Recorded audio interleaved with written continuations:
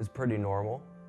Grew up in the suburbs of Portland here in Lake Oswego. I played sports in high school. I was a football player and a golfer. Carried on golfing through college. Had a bunch of friends, socialized a bunch. Just lived a pretty normal, happy life. I was working full-time at the tech company Aruba Networks. Had a steady girlfriend, steady friends, everything was steady. My ultimate goal was really just to be successful in what I did. I wanted to just feel happy and comfortable in my life. There wasn't anything lofty like, running a company or taking the world by storm. It was more just being happy with where I was at in the world and happy with what I had accomplished, and I wanted to just to be happy.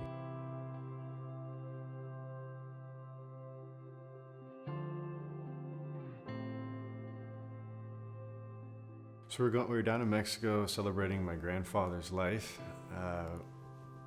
My grandfather set us up with a timeshare. Had lots of great laughs and lots of wonderful silliness. None of us were playing great golf, but it didn't matter. We were in a beautiful environment and we were with our boys. Indigo and I were planning to go down to Puerto Vallarta the next day, waiting for her to get out of school. So I was just getting ready, getting excited. I was at the nail salon, getting my nails done when the call came. It was just one of those calls that you pray you will never receive.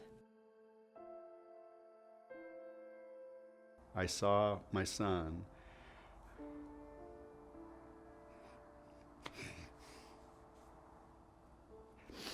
take off on a high-knee sprint.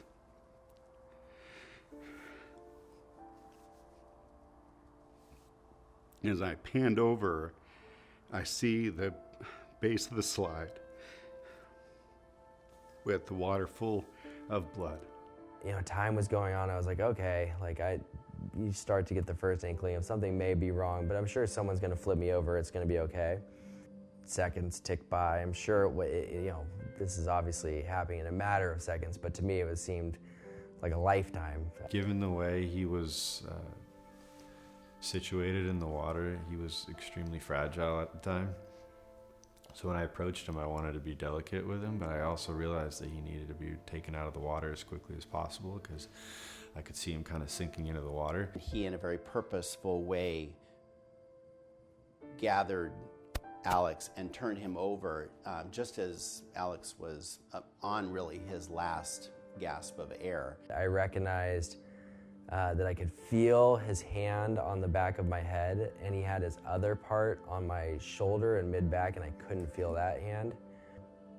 All I was sensing was the sound of the water going against my ear and the no feeling of my body kind of floating in the water. And that was when I really noticed this is not going to be an easy fix. We were all just with our arms underneath him, making sure that he stayed flat. And it was probably one of the most helpless moments of my life because you knew he had a life-threatening injury. You knew by the grace of God that he was pulled out of the water in time that he didn't drown. Soon after that, we had the EMTs arrive. We got him on a board, applied a neck brace, and we carried him across the pool complex, and away we went to get some emergency care. We waited at the first hospital, found out they didn't have an MRI machine, so we put him in another ambulance, took him to the next hospital. So we got to the hospital, and we were really whisked right in with the MRI being the key priority. And Alex had his had the films, the MRI images taken, and we were then met with Dr. Laguerra, who was at the original hospital, and he informed us that Alex had severely damaged his spine and that it was a serious and grave situation.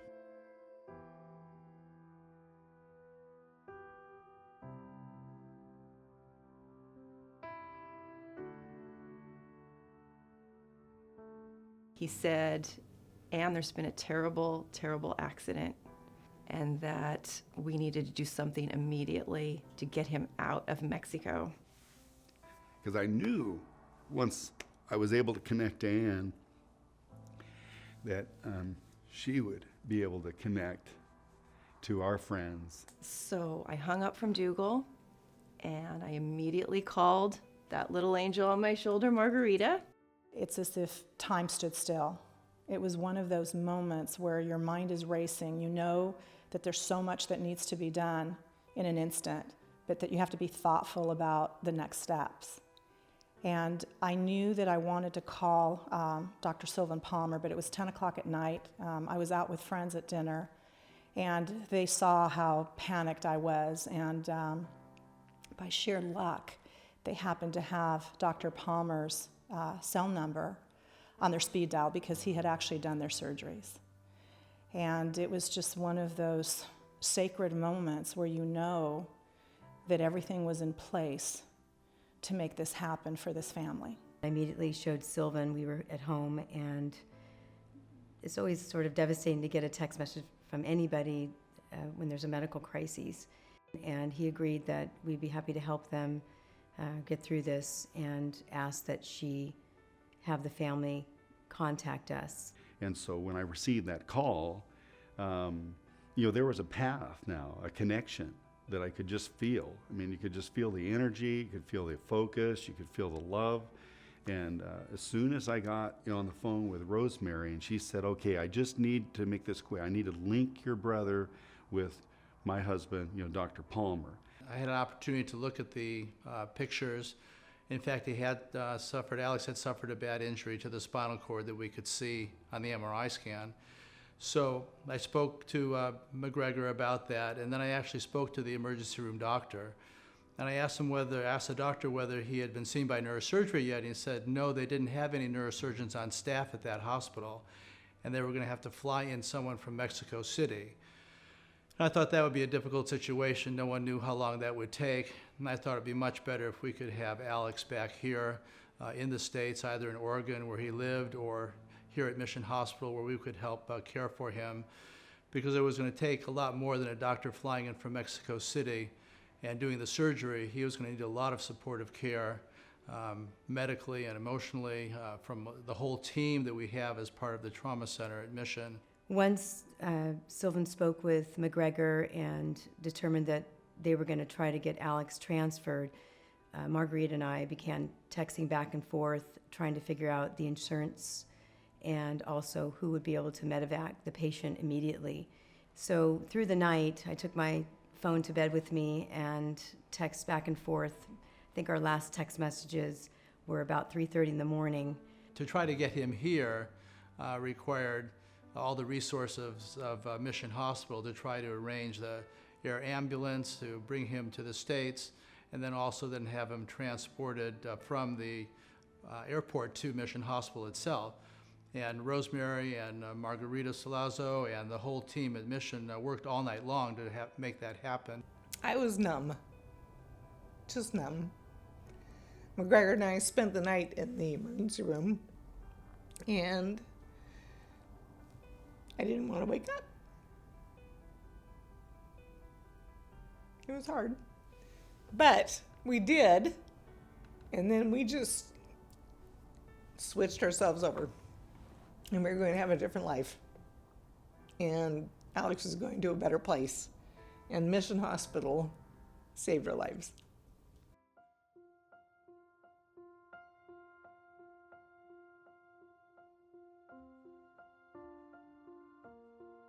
And then I came in to meet with him and the family. I actually went in to see Alex first, talked to him about what had happened, and examined him.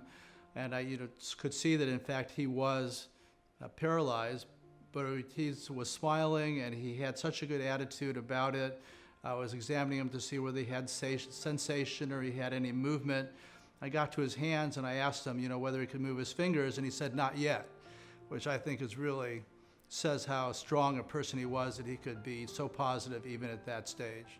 Though he didn't have any movement below the triceps, he did have he did have sensation, and so that meant that at least part of the spinal cord was intact, and that gave him at least a little bit better chance that he would regain some function after surgery. We took Alex to surgery, had to perform a 2-stage operation where first we went from the front and had to take out the broken bones and restabilize them with artificial cages and plates, and then we turned him over. So basically, he had screws and plates and metal in the front and the back to reconstruct the spine so it would be stable again and give the spinal cord the best chance of recovery.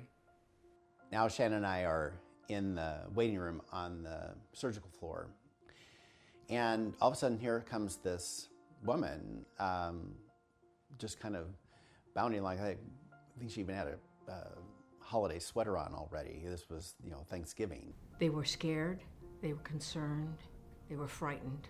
They didn't know what they'd be facing for this wonderful young man. And as I was driving in, I decided that I would approach them with great confidence because I know the quality of care that Alex was about to receive. And when I met them, I told them I was going to be their rock. That no matter what went on, I would be here to support them and assist them, to walk them through the tough times if they needed it, and to be here for the good times. A beautiful relationship was born that day, and she had with her a little bag, and she said, here are some things that you might need, and of course there were the types of things that would be very comforting, and one of which was a polar fleece blue blanket that had Mission Hospital on it. And to this day, that blanket was used every day through the stay, and it is still on Alex's bed. He came into the intensive care unit, and the whole trauma team was involved in his care. He had a very rocky course with both pulmonary and cardiac issues, almost to be expected in this sort of situation. This is a very grave injury, and it really took the entire team to getting him through this episode. He was in the intensive care unit for quite some time before he could finally be stabilized.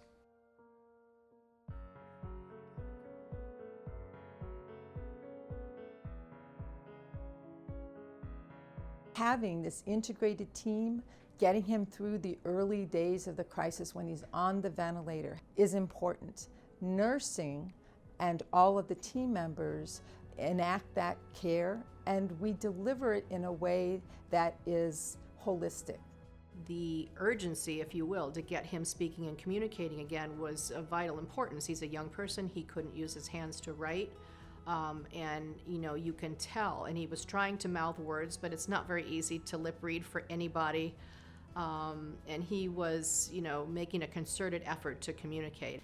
Alex was firing on all cylinders from the start, and there was great motivation for him to communicate again. Because of his spinal cord injury, the level that it was at, it really greatly limited his ability to use his arms, which meant that he had to heavily rely on the staff for any attempts at mobilization. I told Jason to his face that I didn't like physical therapy and I didn't want to do it because how intense it was. And after I was done, I kept thinking like, I should be able to do this, but I can't, and I'm failing Jason, and he's probably mad at me. And so I wasn't scared of Jason per se, but I got to the point where I straight up told him, like, I don't like doing what you do to me. I remember getting him up. We had to hold him up. He felt like he was getting dizzy, but he didn't pass out. And after I put him back down, he looked at me and he had like somewhat of a smirk, and he was like, wow, that was really, really hard. And I was like, yeah, but each time that we do this, it's gonna get better. And Alex had a little bit more of, oh my gosh, that was something completely that I didn't expect, and let's do it again, when I'm not feeling like I'm passing out. So, and that's exactly what we did. It's not just the physiologic things that we need to take care of, but it's also the psychological part of it. And it's integrating the family members into the care of our patients. And that's important because that's the lifeline these patients have.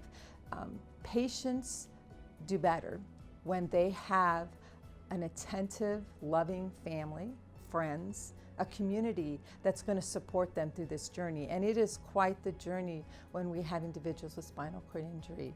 Nurse John Viev had a talk with me after one of my panic attacks, being like, hey, like, it's tough and it's gonna get tougher, but you just gotta keep fighting through and just know that breathing's the most important part of your recovery right now. And so that was like a huge,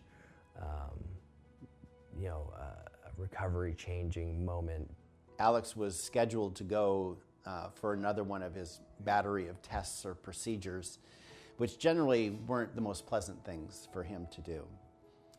And one of them was going to be rescheduled so they could do two at the same time. But between kind of lip reading and different methods, he essentially said, I'm disappointed that we're not going for this procedure now. Why in the world would that be? And essentially through this kind of cryptic exchange, it's wonderful for me because when we go down the hall being whisked on the gurney, I get to feel the breeze on my face.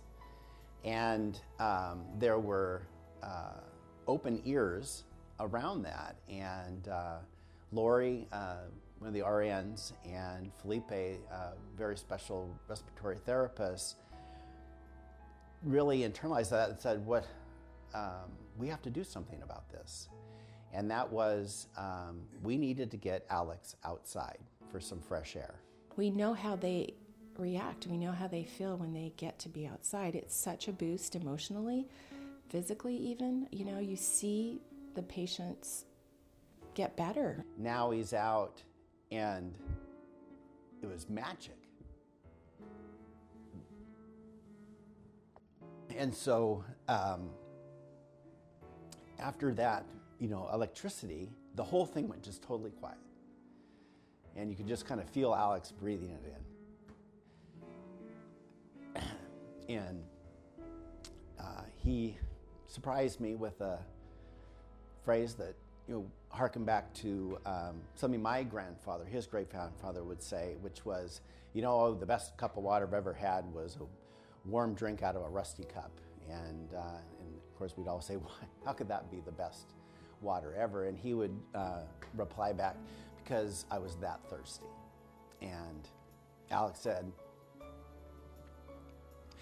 Dad, this is my rusty cup. I think I cried. It was very emotional to see his father looking at him and him looking at his father, and Alex looking at the sky and feeling air that wasn't a hospital room. It was such a joy for him and for us because we know that we helped him to do that. But it just seemed to all be about how do we get this young man stable, get him in a situation where he can be ready for the next long haul chapter. And again, these wonderful professionals, I really felt they were extensions of our family. They provided care in such a way that not only did you feel good about what they were doing, but they did it in a way recognizing it wasn't always the most comfortable thing for Alex. It wasn't always easy for us to be there and witness that, but they helped bridge that and made us kind of part of it as well. We're very proud of our care team at Mission, particularly the trauma team. It's been awarded national honors for the work that they do, and it really requires so many people to be involved. No one person can make these complicated situations better. It takes all the doctors that are involved, but also the nurses and the staff support from the respiratory therapists and the physical therapists, all the team, occupational therapists, speech therapists. Everybody has a role. No one is more important or less important than the next person because every person's role is critical to allowing someone to get through these sort of critical injuries. The patient care team at Mission Hospital is here to serve our community, to serve those that are in need, to serve those who come through our doors at whatever time of day or night. We care deeply for our community, and that's why we exist. Alex's journey is an example of all the incredibly talented clinicians and staff of Mission Hospital coming together when every odd was against him. I am so proud they were able to be here for Alex and his family. You know, we're just very fortunate that that phone call that we had led to an introduction to Mission Hospital, and then in turn gave us a landing spot as we came from a very, very tragic situation for our son, but then has left him, I think, as an, a hopeful and positive place that we could ever really hope for. To walk into such an environment where they were so ready for us, to get Alex into surgery, to put us into this room, to have this great nurse team, and to have this doctor team, and everything was so put in place within 24 hours that we were just numb. We didn't know what in the world we were getting into. So I thank Mission for that response. They, every single day, battled a new threat to my life every single day. And they not only accomplished it, but they did it with a very caring tone that let me know that I could totally trust them, just like I would trust a family member. Like I never felt like my best interests weren't their best interests. They knew how to take care of me, and they made me feel comfortable about it.